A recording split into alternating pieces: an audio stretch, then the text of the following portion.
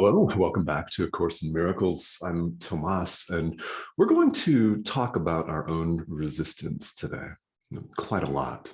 We're going to talk about truth, as always, right? And miracles, and our own resistance.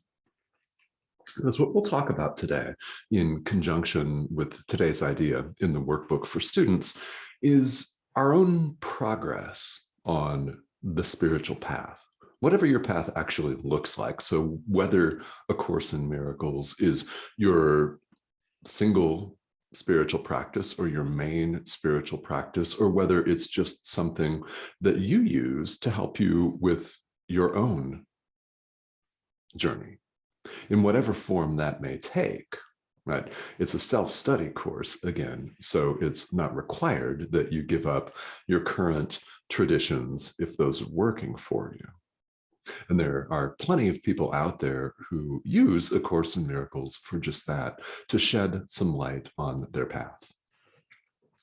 So whether you're in fact going through this workbook in this series of videos with me or not, wherever you are, there's a lot to be gained out of today's lesson. You know what I'm going to say next, right? That's true every day. I know, right? Yeah, it is. So today we've got lesson 284. I can elect to change all thoughts that hurt. I can elect to change all thoughts that hurt. I can elect to change all thoughts that hurt. Where is the hurt? Well, it's in the mind. It's a perception. Now, the body, of course, tells us differently.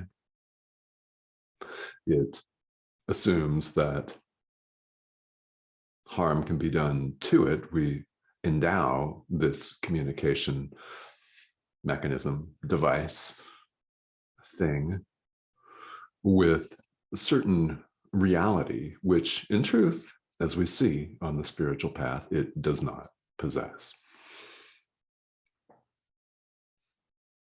Where the action lies in all of spiritual practice is the mind.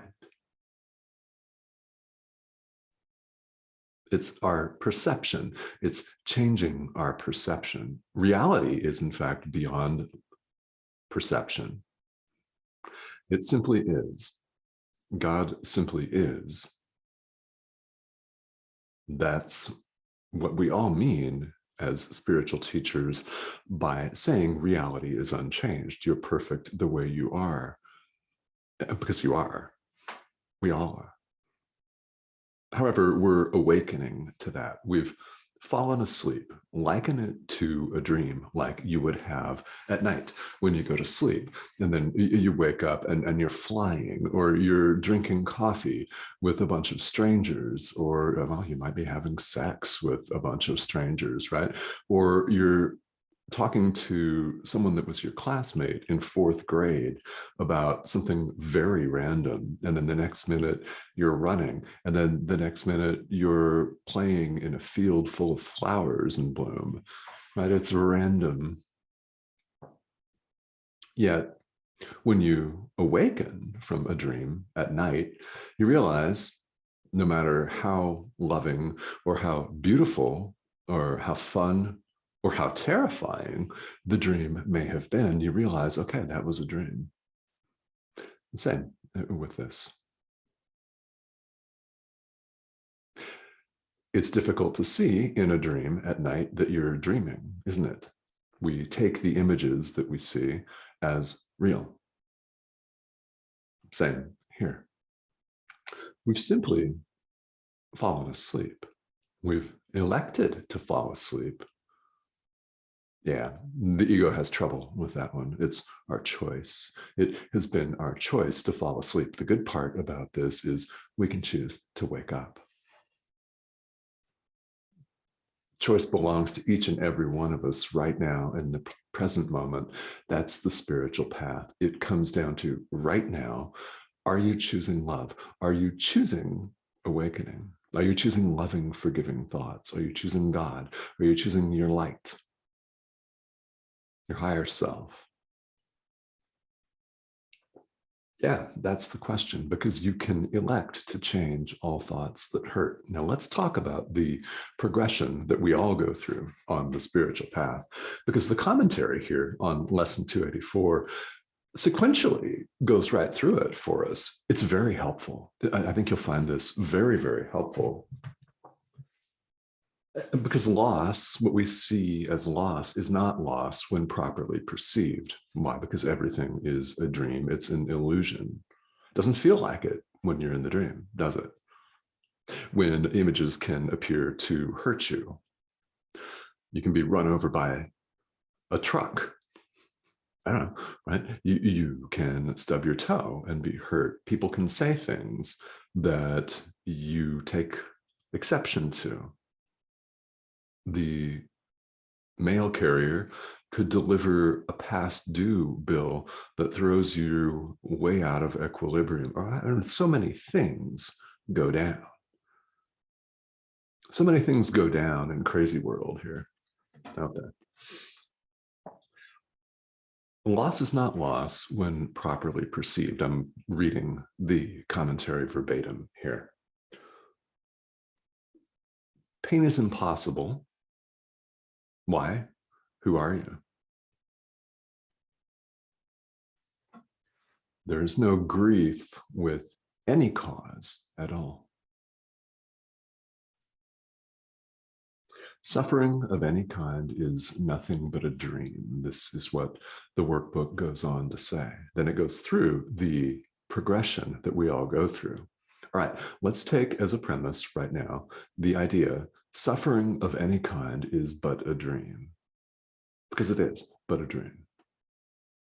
The mind, the ego mind, has a lot of difficulty jumping right into accepting that, doesn't it?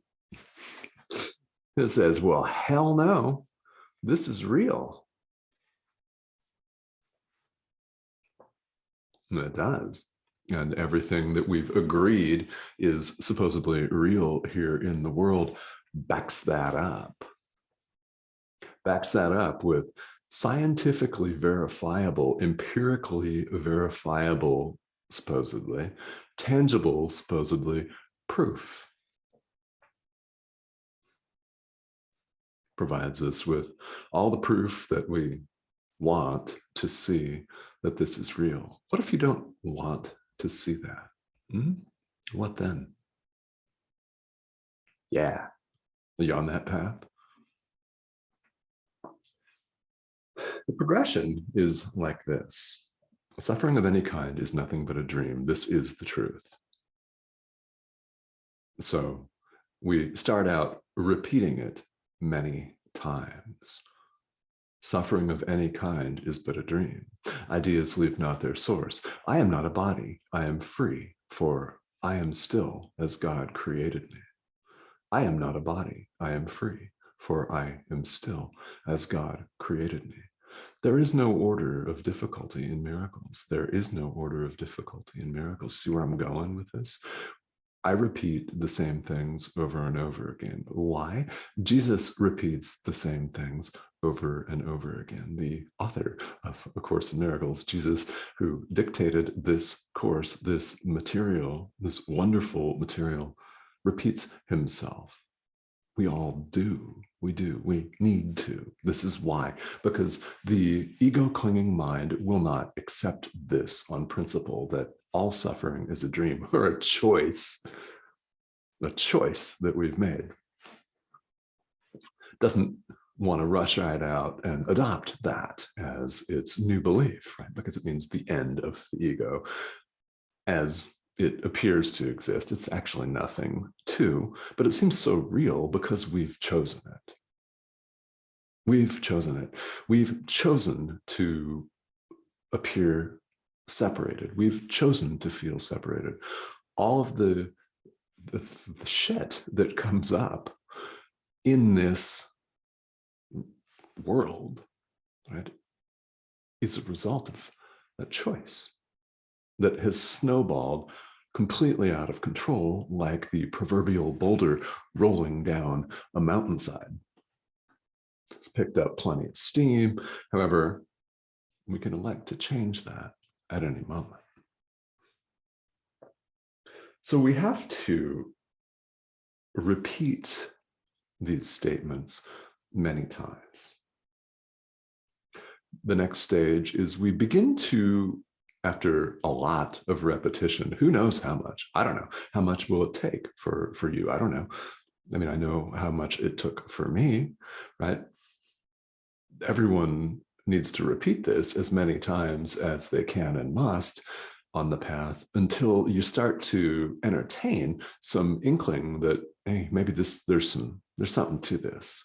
Maybe this Jesus guy, maybe he knows what the hell he's talking about. Right? Maybe, just maybe there's some truth to it. So that the doubt begins to dissipate a little bit.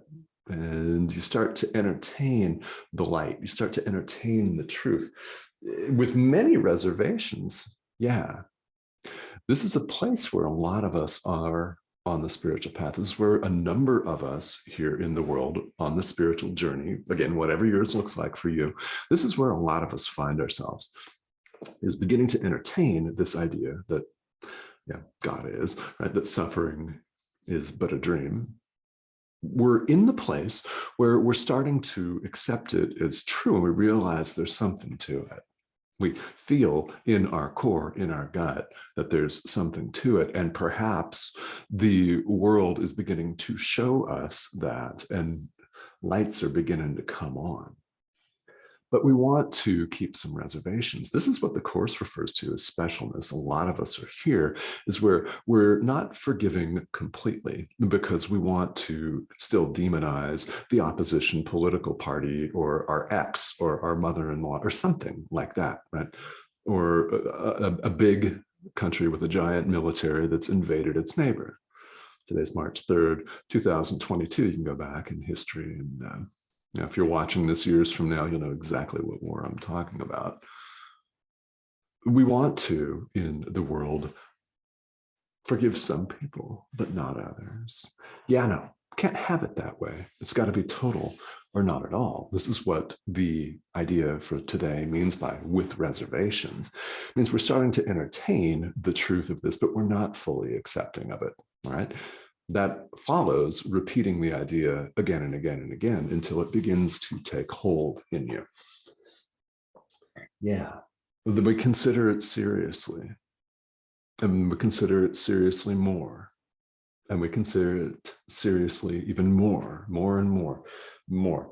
And finally, we accept it as the truth. It's a journey that we're all on.